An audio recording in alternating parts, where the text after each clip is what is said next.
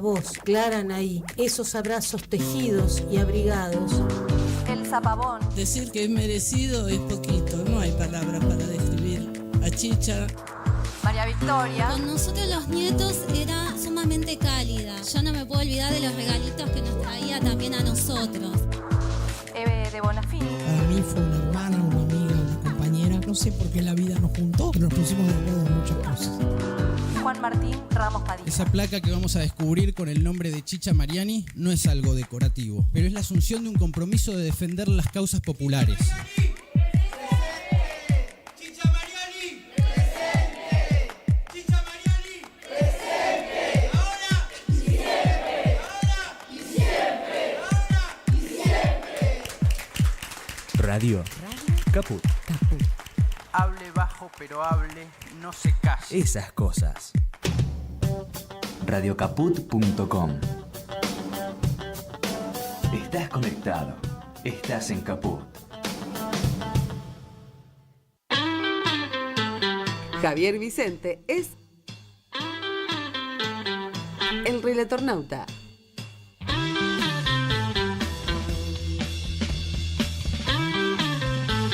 El relatornauta, los martes y jueves a las 15 en Caput.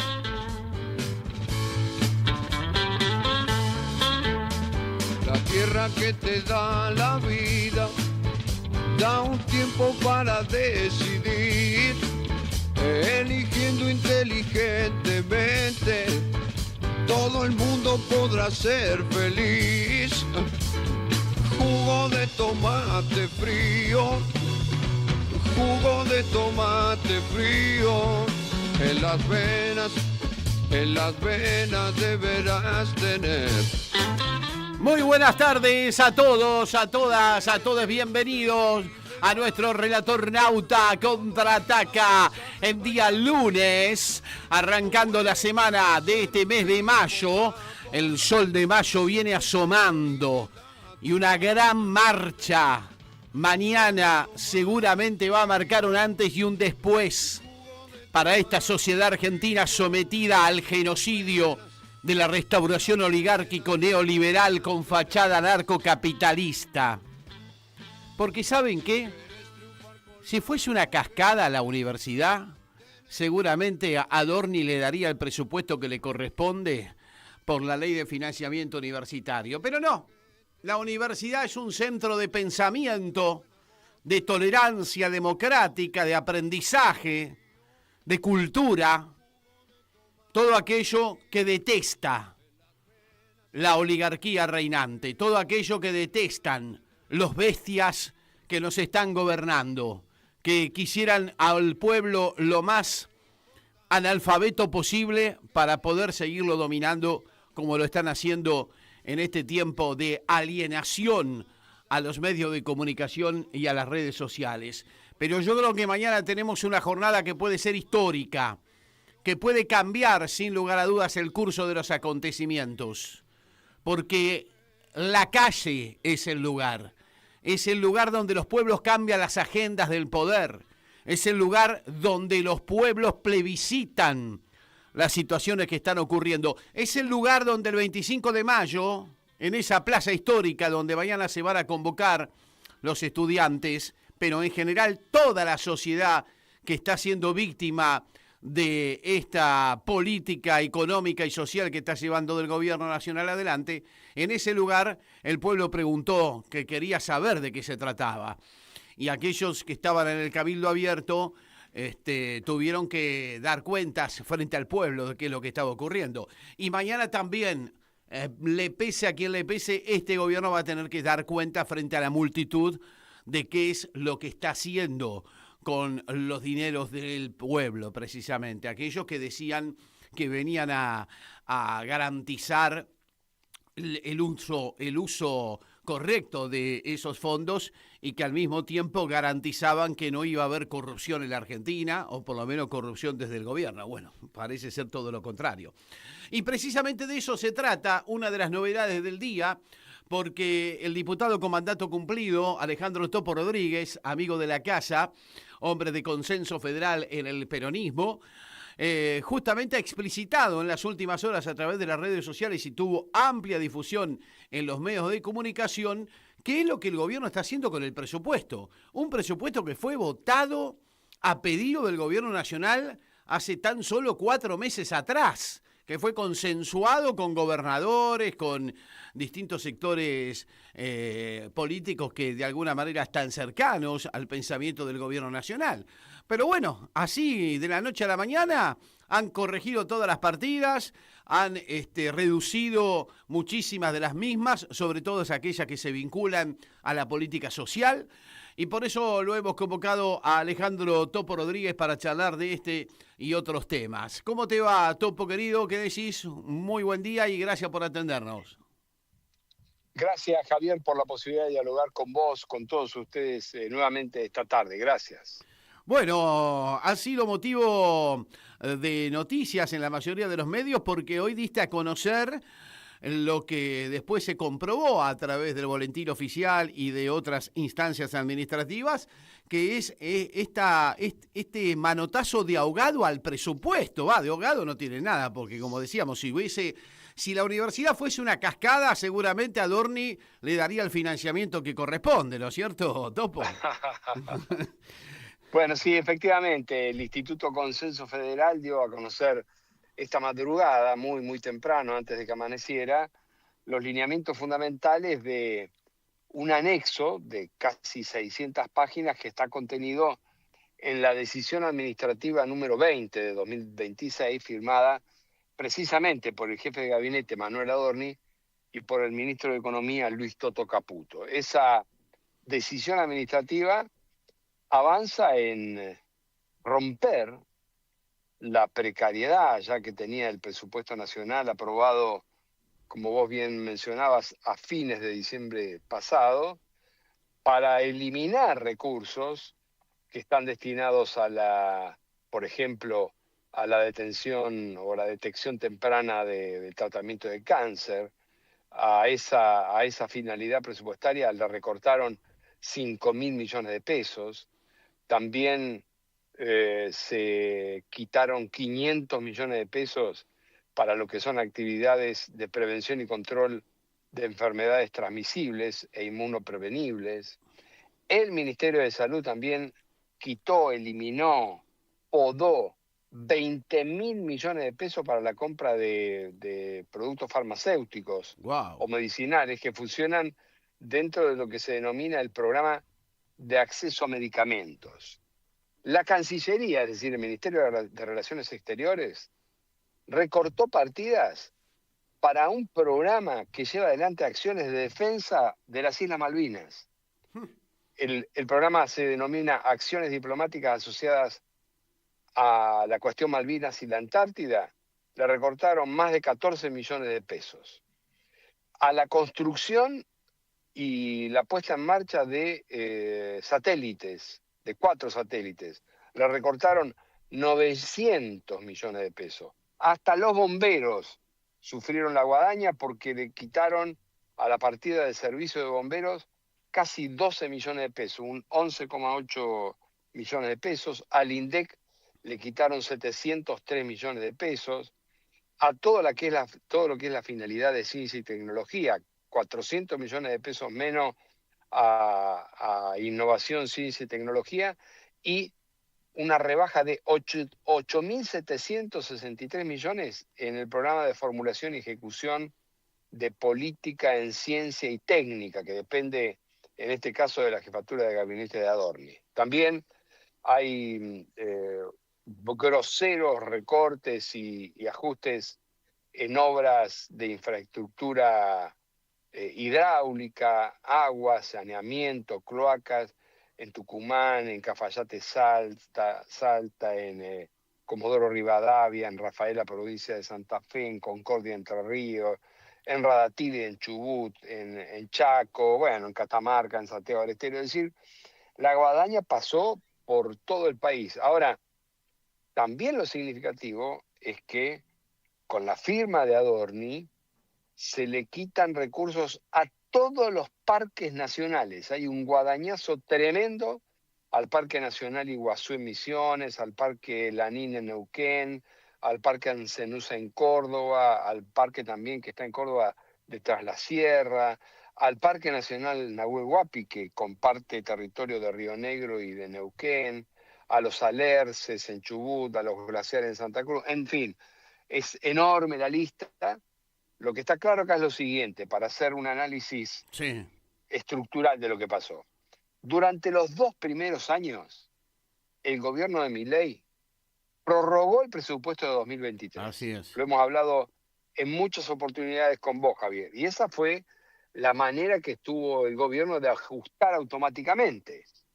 Porque al darle la misma importancia en el financiamiento de cada partida durante 2024-2025 que la que tenía en 2023, algunas partidas se actualizaban y otras permanecían congeladas a 2 años atrás. Ahora, como el gobierno se vio prácticamente en la obligación de enviar un proyecto de ley de presupuesto y hacerlo aprobar, va al revés. Es decir, primero lo aprueba al alza, a la suba, y a los 4 meses lo recorta a la baja. ¿Y dónde recorta? En los temas más sensibles.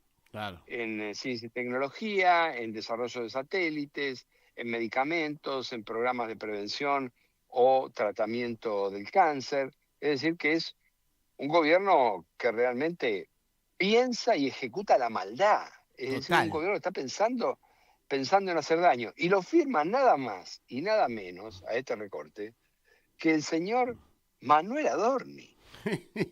Increíble. Es de película, parece una película, pero el nivel de crueldad y la dureza de la cara, es decir, el caradurismo que tiene Adorni de firmar semejante guadañazo y ajuste del presupuesto, realmente es asombroso, pero bueno, ese es el gobierno que tenemos y al cual hay que ganarle, por supuesto, el año que viene en las urnas y darle una paliza democrática con el voto popular. Se ve que Adorni se quedó sin una cascada en una de sus casas. Ahora, a propósito de este dato que vos das a conocer y que realmente ha motivado una amplia difusión en los medios, y me imagino también a quienes son víctimas de este ajuste muy preocupados por la situación. Ahora, fíjate qué contradicción, Topo. Ayer yo lo veía al ministro Caputo anunciar que se vienen los mejores meses de la historia argentina, que a partir de junio va a empezar a recuperarse la actividad económica, y una de las razones que daba era que van a empezar las obras públicas, dijo Toto Caputo. Ahora, yo veo que acá le recortan 502 millones a las obras de la Ruta 3. Quitan 940 millones para el mantenimiento vial justamente de esas rutas. Vos me comentás que hay obras que van a ser paralizadas en Tucumán, en Salta, gobernadores que son afines y que votaron este presupuesto y que acordaron con el gobierno nacional. Es una contradicción absoluta esto que manifiesta entonces anoche Caputo. Sí, es directamente una perversión, son perversos. Ahora, fíjate, Javier, que toda esta información está contenida, casi escondida, en un anexo de una decisión administrativa que no revela esta información en el texto de la norma, sino que hay que ir a escarbar en casi 600 páginas con miles de cifras. Y no estoy haciendo una crítica al trabajo periodístico, sino a la lógica de los medios de comunicación. Algunos medios de comunicación dieron la información de lo que dice el texto de la resolución, que por supuesto es todo alegre y todo bonito, sí. Pero cuando uno escarba, efectivamente, yendo a tu comentario, el programa 82 del Ministerio de Economía, que está destinado al desarrollo de infraestructura hidráulica en todo el país, sufre severos recortes, lo que hará que se van a paralizar proyectos de obras de agua, de saneamiento, como el acueducto Vipos en Tucumán, la ampliación de infraestructura en Cafayate, Salta, el acueducto Sarmiento Comodoro Rivadavia en Chubut, la ampliación de una planta depuradora en Rafaela, provincia de Santa Fe, obras de agua potable en Concordia, provincia de Entre Ríos, la construcción de desagües cloacales en Catriel, Río Negro, la construcción de redes de agua potable en Corzuela, en el Chaco, de también agua potable en Diamante, provincia de Entre Ríos, y 2 plantas, un acueducto y 2 plantas, que son plantas potabilizadoras en Quirós, provincia de Catamarca, y la localidad de Frías, Santiago del Estero. Y por supuesto, lo que vos mencionabas, 502 millones menos para las obras de mantenimiento de la Ruta 3 a la altura de Cañuelas, y 940 millones que se recortan para obras viales de vialidad nacional solo en la provincia de Buenos Aires, es decir, casi 1.000 millones solo en la provincia de Buenos Aires. Así que vos tenés razón, lo que hacen es anunciar una cosa y efectivamente hacer otra. Sí, ya las rutas de por sí están destruidas. Imagínate ahora con esta poda. Ahora habría que preguntarle a los gobernadores, ¿no? A aquellos que son tan afines al gobierno nacional, el caso de Jaldo en Tucumán, de Sáenz en Salta, de Jalil en Catamarca, que supuestamente habían convenido con el gobierno nacional estas obras y por las cuales dieron el voto afirmativo en el presupuesto. Sí, por supuesto, habría que preguntárselos, ellos deberían de rendir cuenta ante la ciudadanía, y también me parece que es un tema que debe servir para la reflexión de cara al futuro inmediato, que es el año que viene. Lo que Argentina necesita es construir, o que se construya, una alternativa política que luego tenga una contraparte electoral, que tenga sentados en la discusión y en la consolidación de una propuesta aquellos que estamos en contra de Milei. No se puede ya a esta altura perder el tiempo, distraerse con aquellos que no solo le han votado todo a Milei, sino que permanecen en silencio cuando Milei ejecuta este tipo de atrocidades, como las que también está ejecutando en materia, por ejemplo, de presupuesto universitario, porque el presupuesto universitario lo bajó en el primer cuatrimestre casi al 8%, mientras aumenta el pago de intereses de la deuda casi en un 70%. Entonces, las prioridades son muy claras las de Milei y son exactamente las contrarias a las que nosotros priorizamos, justamente. Claro, porque uno lo que ve a esta altura de las circunstancias es que la tan remanida frase de no hay plata, en realidad es no hay plata para algunos, para otras cosas sí hay plata. O por lo menos hay posibilidades también de hacer la vista gorda, ¿no? Con empresarios que tienen excepciones impositivas millonarias, como el caso de Marcos Galperín, con baja en impuestos suntuarios, de consumo suntuarios, que han reducido el financiamiento de muchos de los programas sociales, ¿no es cierto? Sí, y para ilustrar a favor de lo que estás planteando, veamos el caso del PAMI.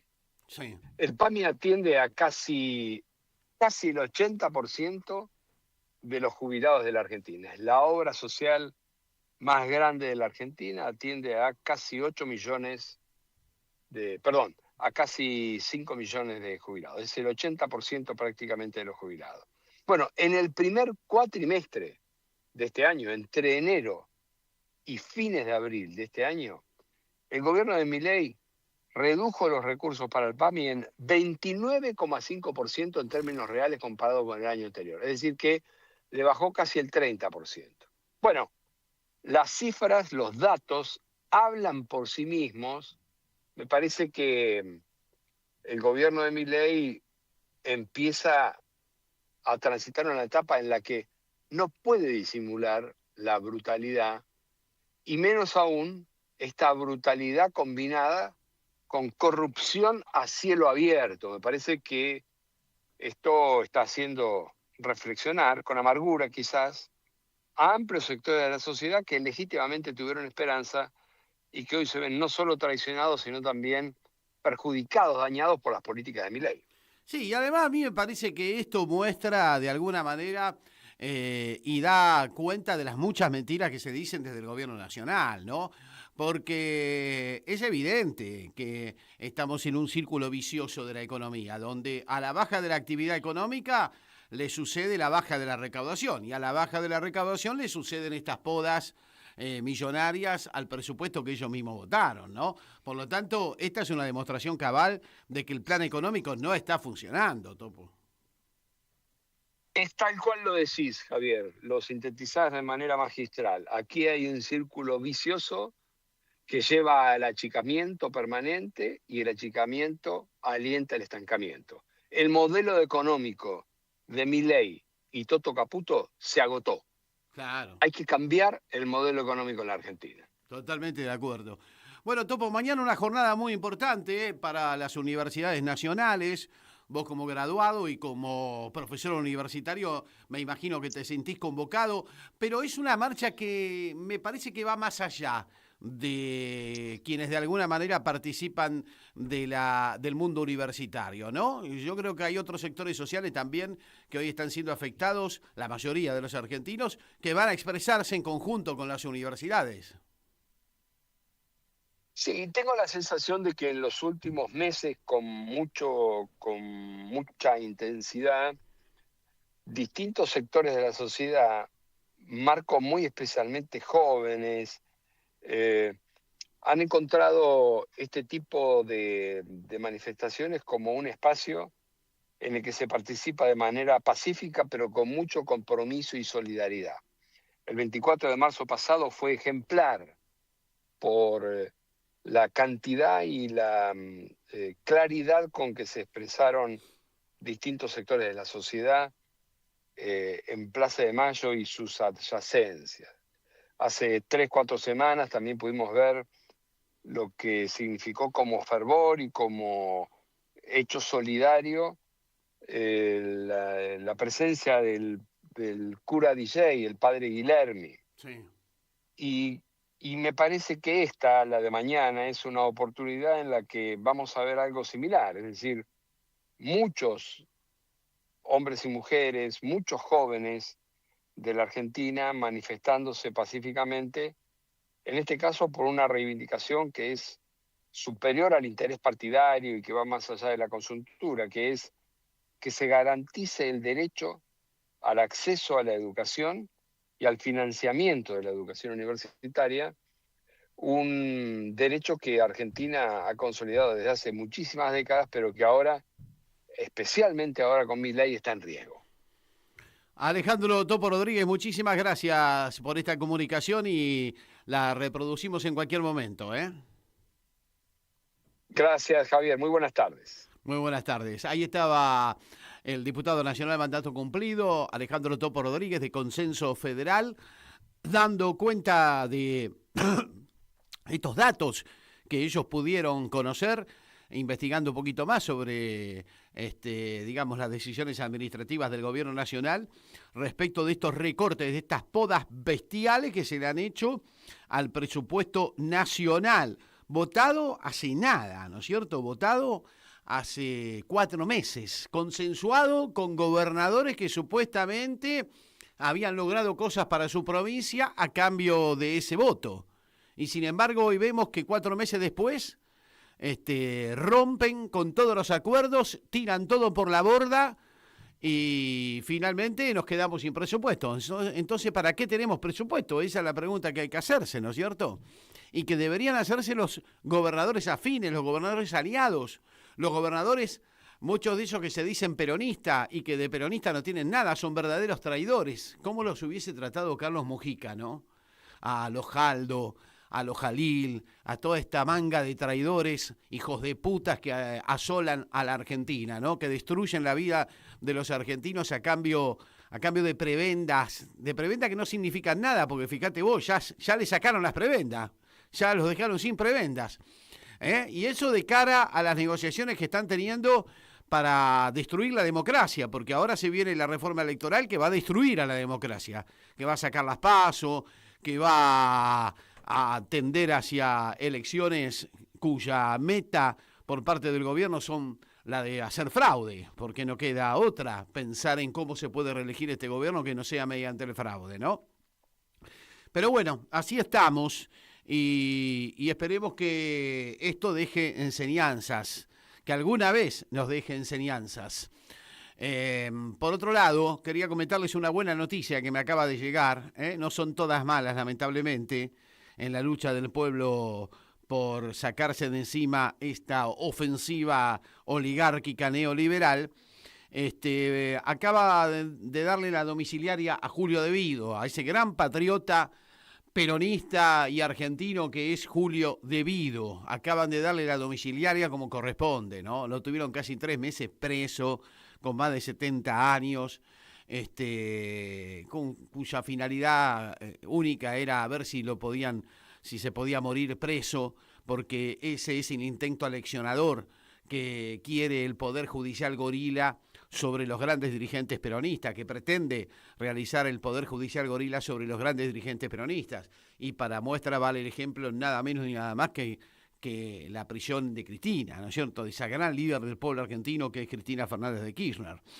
Pero bueno, mucho luchar, mucho bregar en los tribunales y en los pasillos de los mismos.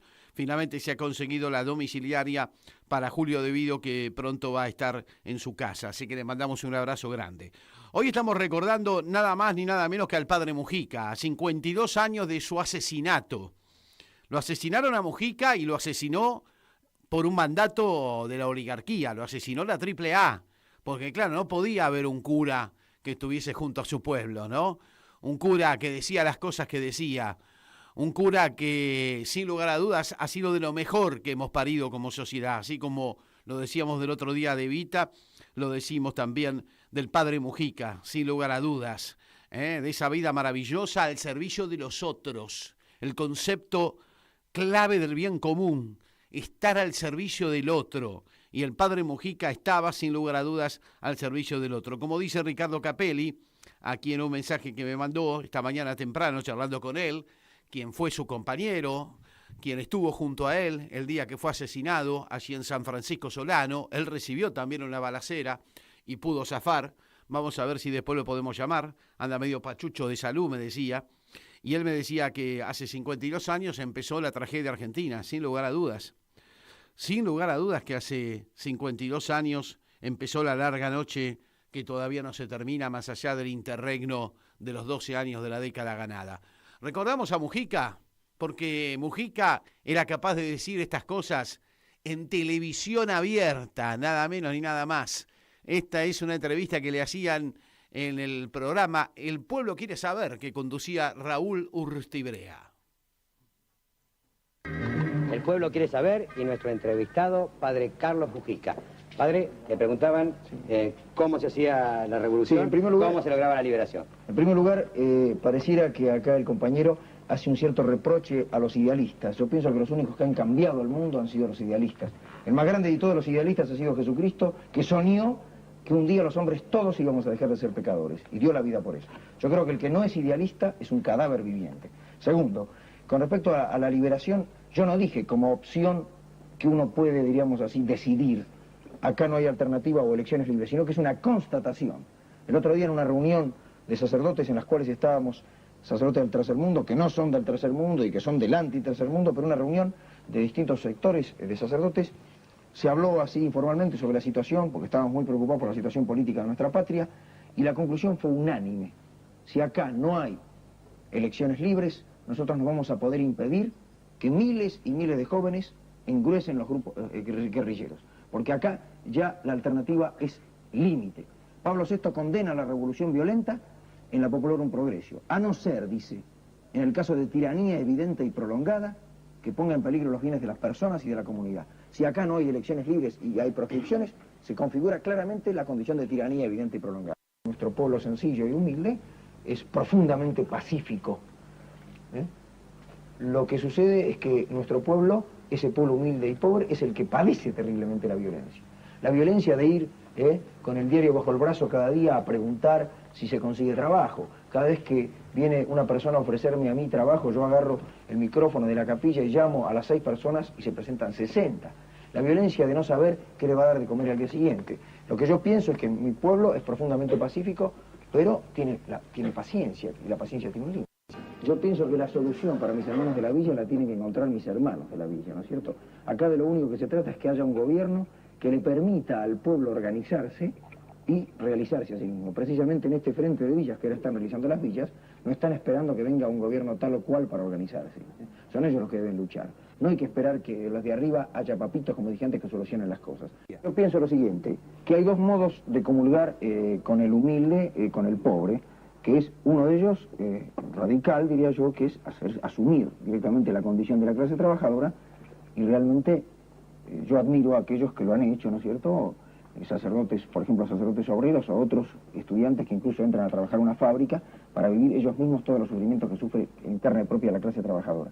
Pero pienso que los que no tienen el coraje o la valentía de hacer eso, los que no lo tenemos, por lo menos tenemos que tener el intento de, por un profundo amor a nuestro pueblo, asumir a nuestro pueblo con todas sus miserias y sus grandezas, sus pecados y sus virtudes, pero asumir su lucha. Entonces, en la medida que yo asumo esa lucha con él, por amor, me voy haciendo pueblo con él.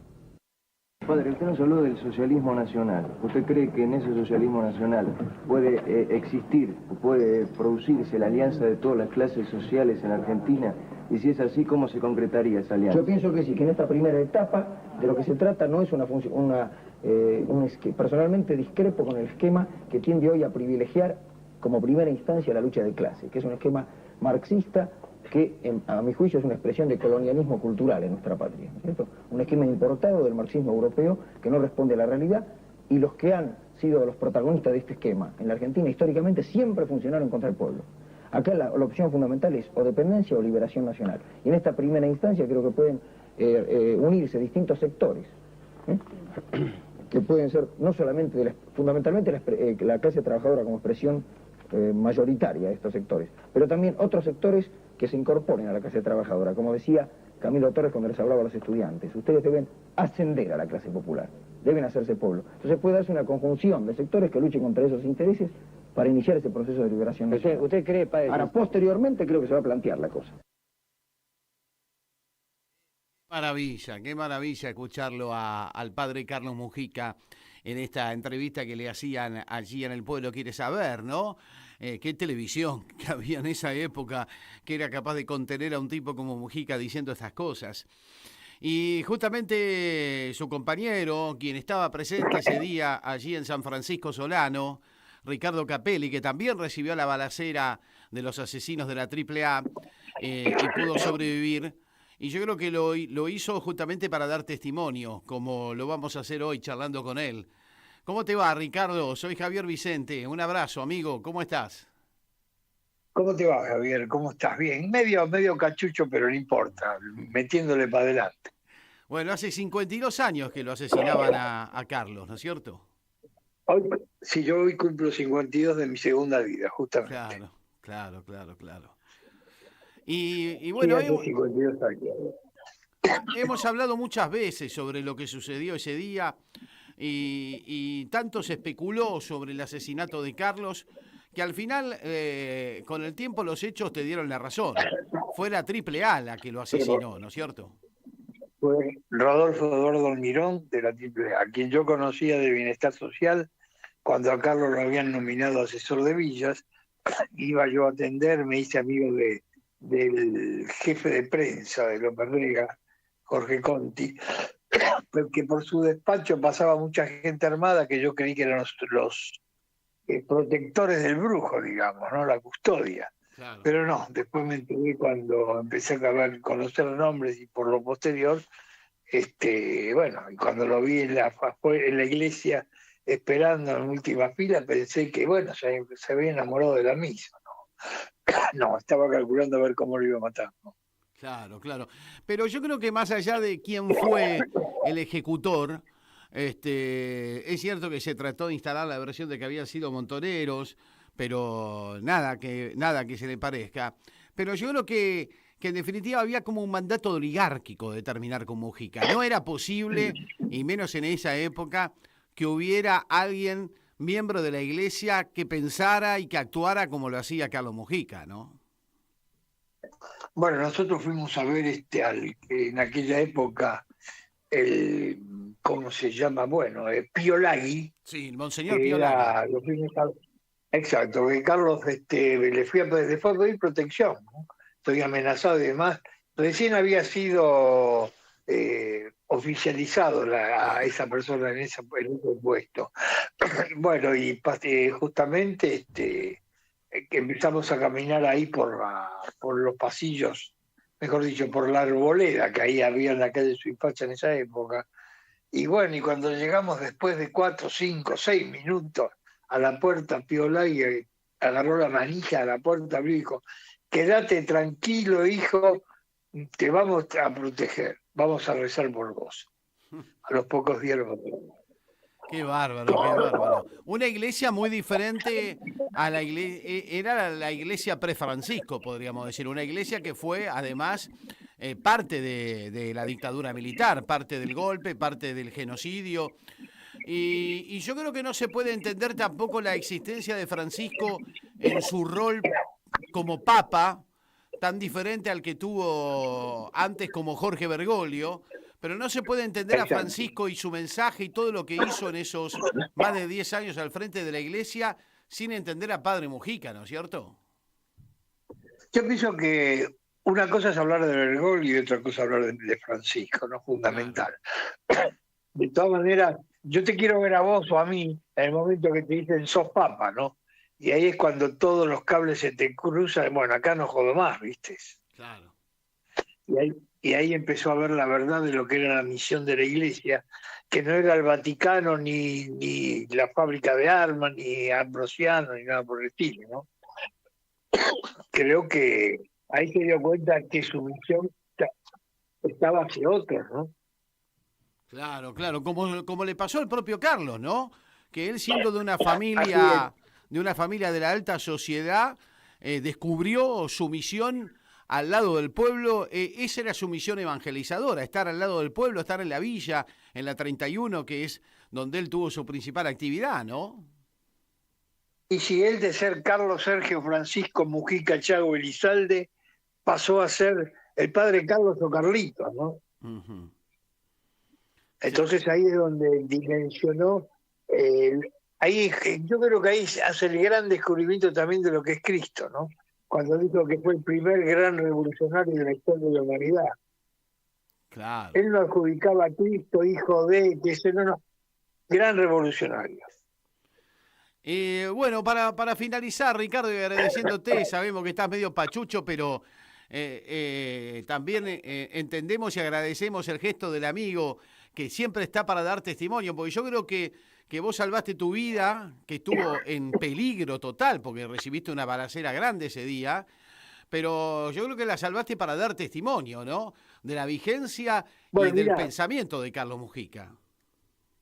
A mí me hicieron 14 operaciones en 2 días, 6 con anestesia, 8 sin anestesia. Pero en el momento, antes de estas operaciones, cuando fue el cirujano y dijo, bueno, padre, vamos al quirófano, dijo, no, primero hay que salvarlo, Ricardo. Qué bárbaro. Eso es la vida por el otro. Ahí es donde, mientras él fallecía, yo me estaba salvando. Claro, ese es el mejor testimonio, sin lugar a dudas, de lo que representa y lo que representó Carlos Mujica y lo que significa el bien común. Dar todo por el otro. Así es. ¿No es cierto, Ricardo? Esto es lo que no saben los libertarios y nunca lo van a saber, que es dar la vida por el otro. Justo, Javier, yo lo que te quería decir, en estos momentos, aquello que decía Perón, ¿no? Que para un peronista nunca hay que mirar al costado a ver en qué hace el compañero, sino mirar al frente a ver lo que hace el enemigo. Apliquémoslo ahora, eso sería Mujica presente. Totalmente. Un abrazo grande, Ricardo, te quiero mucho, te queremos mucho aquí en Radio Caput, ¿eh? Gracias, Javier, te mando un fuerte abrazo y beso para todos los chicos, ¿eh? Un abrazo grande. Ricardo Capelli, el compañero del padre Mujica, quien estuvo presente ese día en la capilla de San Francisco Solano, donde fue asesinado por las balas de la AAA, bajo el mandato de una oligarquía que jamás aceptó que un miembro de la misma, como lo era Carlos Mujica, que era de una familia justamente oligárquica, pudiera hacer lo que hizo en vida, del testimonio que dio, de la fuerza que tuvo para sostener su mensaje y sabiendo como sabía que lo iban a asesinar, igual cumplió con su misión. Y ese es el valor que tuvo el padre Mujica y el testimonio que nos dio en vida y aún después de ser asesinado. Por eso el recuerdo para Carlos Mujica es el recuerdo para aquel que es el mejor de nosotros. Y como decía Ricardo Capelli, la enseñanza que nos deja, el bien común, dar todo por el otro, dar la vida por el otro, como la dieron los 30.000 detenidos desaparecidos, como la dieron tantos luchadores. Por eso no podemos faltar mañana a las calles de Buenos Aires y de toda la Argentina. En esta convocatoria que vamos a tener en el día de mañana a la Plaza de Mayo, convocados por las universidades nacionales, pero en definitiva todos aquellos que son víctimas del ajuste salvaje, de este plan genocida que lleva adelante el gobierno de la restauración oligárquico neoliberal, todos aquellos tenemos que estar juntos mañana ganando las calles. Milei, no sos rey, cumplí la ley, hay una ley de financiamiento universitario que hay que cumplir y por eso mañana vamos a estar en las calles. Pero no solo pidiendo por la universidad, pidiendo por nuestros jubilados, pidiendo por nuestros trabajadores, pidiendo por nuestros discapacitados, pidiendo por todos aquellos sectores que están siendo víctimas salvajes de este ajuste bestial, ¿no es cierto? Y ya la tenemos precisamente a Laura Carboni, ella es titular de la ADG-UBA, lo que se conoce como la CONADO histórica, representante de los docentes universitarios que son parte de la convocatoria que se va a realizar mañana en esta gran marcha federal. ¿Cómo te va, Laura? Gracias por atenderme. Soy Javier Vicente, aquí en Radio Caput. ¿Cómo estás? ¿Qué tal, Javier? Muchas gracias a vos por llamarme. No, por favor. ¿Cómo se están preparando para la gran jornada de mañana, Laura? Bueno, mira, nosotros nos venimos preparando ya desde hace un tiempo, particularmente hoy, que es la previa a la movilización. Se están dando clases públicas en varias de las sedes. Ahora estoy yendo a la Facultad de Filosofía y Letras precisamente porque hay un corte de calle y va a haber un corte a las 6 de la tarde en Avenida Rivadavia. Estuve un poco más temprano en el Pellegrini, donde se hizo un acto al mediodía. En todas las sedes se están haciendo actividades para organizar, junto al movimiento estudiantil también, lo que sería la movilización de mañana, donde vamos a estar todos, ¿no? Trabajadores, estudiantes y, por supuesto, también las autoridades. Hace bien en resaltar esto, ¿no? Es una convocatoria que, si bien nace desde la comunidad universitaria que está siendo víctima del ajuste salvaje y al mismo tiempo del incumplimiento por parte del gobierno de la ley que votó el Congreso Nacional, también es una convocatoria que se abre hacia los distintos sectores sociales que están siendo afectados por este modelo económico y social, ¿no? Sin ninguna duda. Si bien el llamado lo está haciendo la universidad, primero hay que decir que los que directamente estamos involucrados somos los sectores universitarios, luego aquellos sectores que tienen alguna ligazón con la universidad, como por ejemplo los organismos de ciencia y tecnología. Es el caso de el INTI, el INTA, mañana van a movilizar compañeros también del Servicio Meteorológico Nacional, que en este momento están enfrentando despidos, y luego el conjunto o el arco de organizaciones y gente de a pie que en este momento está atravesando una situación de, ahogo, de congelamiento salarial, o incluso que ha quedado desocupado y que por lo tanto no tiene forma de subsistir si no es a través de un salario que debería tener producto de que lo han dejado sin trabajo. Entonces mañana yo creo que va a ser una gran convocatoria no solo de los sectores universitarios, sino que se van a canalizar muchas de las demandas que en este momento son acuciantes para el pueblo trabajador particularmente. Sí, y para los trabajadores de la CONADO, para los trabajadores docentes, no docentes, para el funcionamiento de las universidades, la situación es realmente grave. Recién dialogábamos con Topo Rodríguez, que es de Consenso Federal, diputado con mandato cumplido, y él nos contaba que el ajuste en las universidades en lo que va del año es mayor al 8%, y el gobierno además incumple con la ley, ¿no es cierto? Están en una situación crítica, prácticamente de parálisis de funcionamiento de las universidades, Laura. Mira, nosotros estamos por un lado en plan de lucha desde que inició el año, en realidad desde que inició este gobierno, porque lo primero que hizo fue atacar el presupuesto de la universidad. El año pasado, luego de mucho batallar, conquistamos una ley, que la conquistamos en el Congreso, pero también en las calles, también en las clases públicas, también en las miles de acciones que llevamos adelante para poner de relieve la situación en la que estábamos. Hoy esa ley está aprobada, los vetos se cayeron, hay fallos judiciales a favor y sin embargo el gobierno va a ir hasta el último escalón que pueda para trabar, por supuesto, no solo la aplicación, sino desembolsar el presupuesto necesario para el funcionamiento de la universidad, la equiparación salarial de los trabajadores docentes y no docentes, el presupuesto para los hospitales universitarios, que eso es algo que empezó a aparecer la semana pasada porque directores de los hospitales de la Universidad de Buenos Aires están denunciando que no les llega un peso, no les llegó un peso en lo que va del año. Entonces, y es más, sacan la cuenta de que de continuar así, dentro de un mes y medio no podrían seguir atendiendo gente, cuando ya ellos mismos hicieron un autorrecorte para funcionar con el magro presupuesto que tenían. Y por el otro lado, algo que tampoco se dice demasiado, que son las becas estudiantiles. En este momento una beca Progresar está en 35.000 pesos.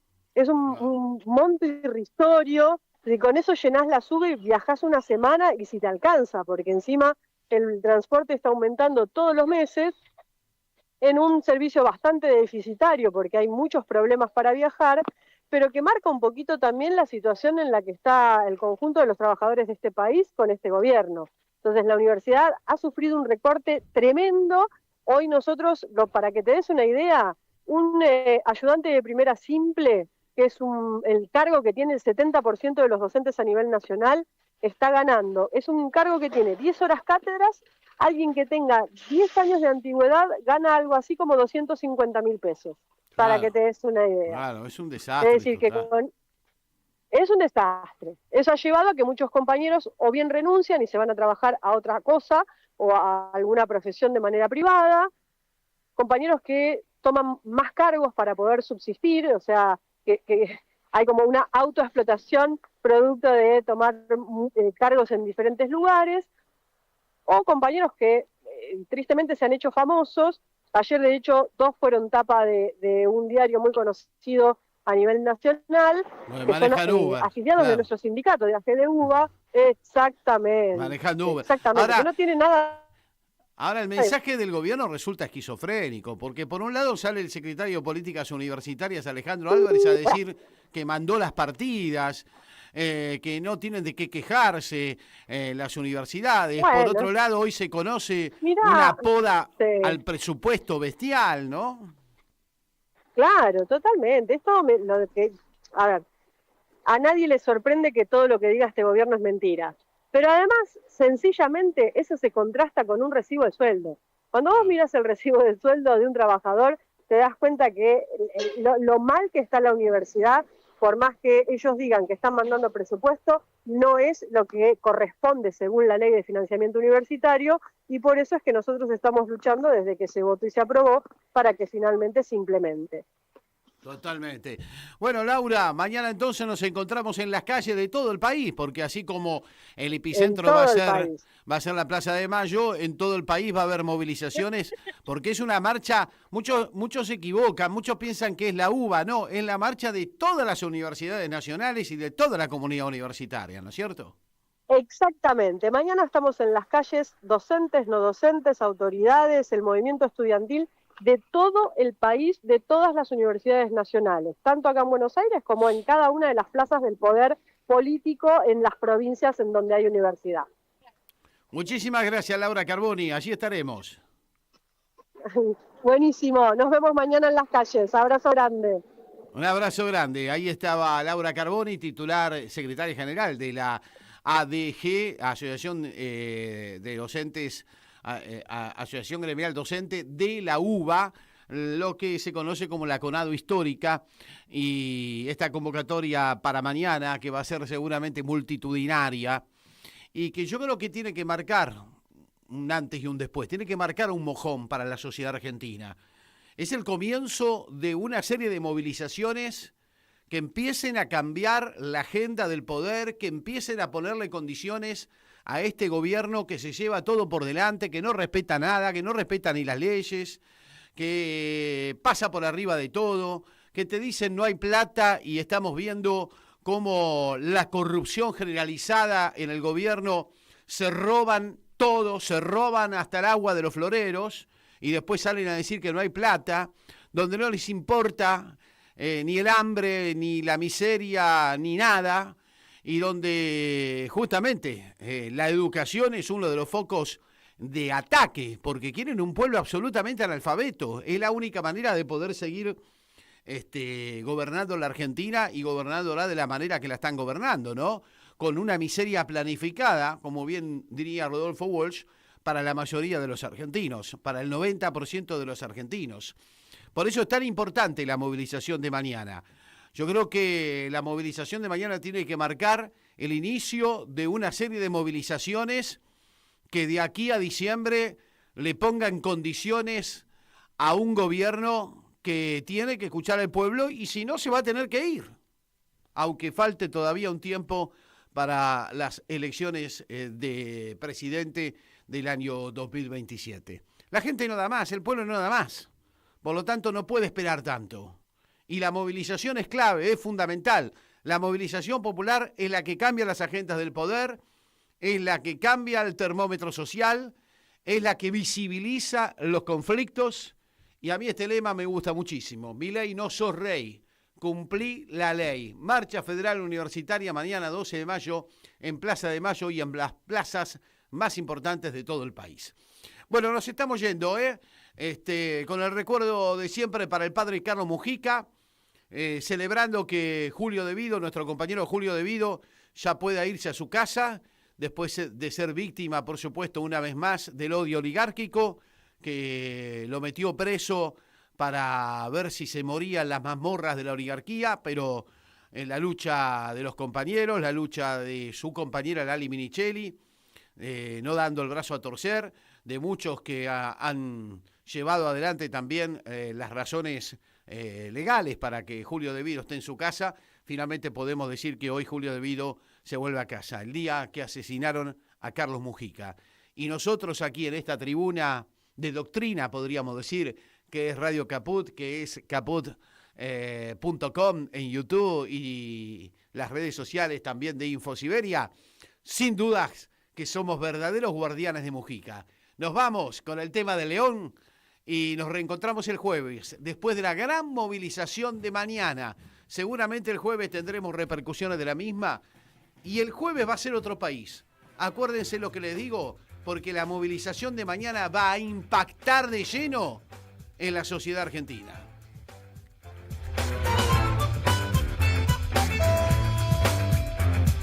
Los guardianes de Mujica bajan de lo alto con sus voces y tambores. Domingo Santo son los hijos nuevos que vienen sin tristeza, descartan las migajas de políticas viejas. Los guardianes de Mujica desdiosan dioses, son leales a la lucha, 1 millón de corazones, más le matas, más te matan y no quieren guerra. Agradecen este día sobre la tierra.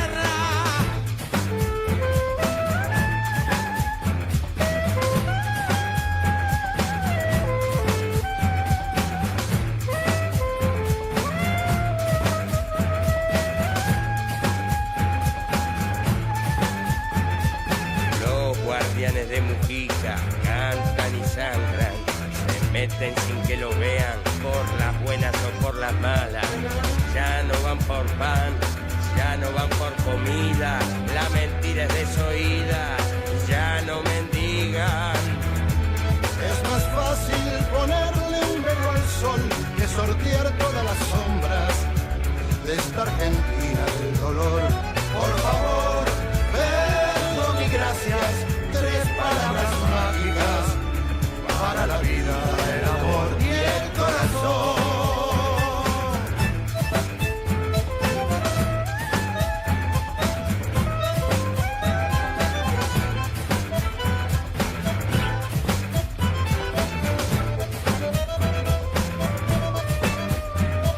Los guardianes de Mujica enfrentan a la muerte. Dan la espalda al viento sucio, miran de frente. Diamante en la basura, poemas en la quema, de vientre, de puño, de naturaleza.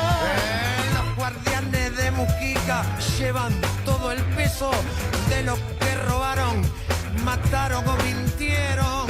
Basta de morir en casas de tormentos, nunca más el atropello, nunca más aquel infierno.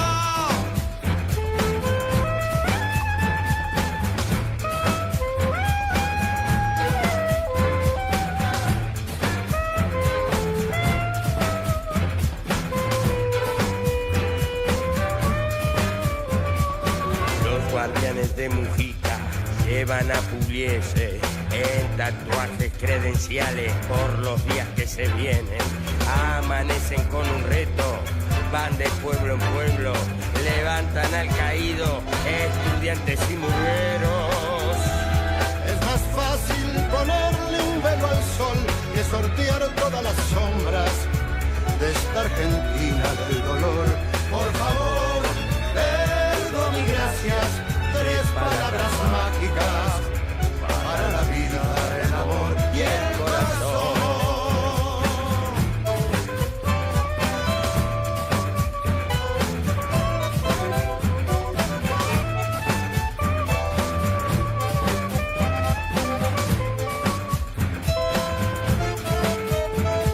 Los guardianes de Mujica telepáticamente saben quién es quién y quién ha sido Never. Dan un revés a la derrota, antiglobalizadores. Salud y educación gratuita para todos, vacaciones.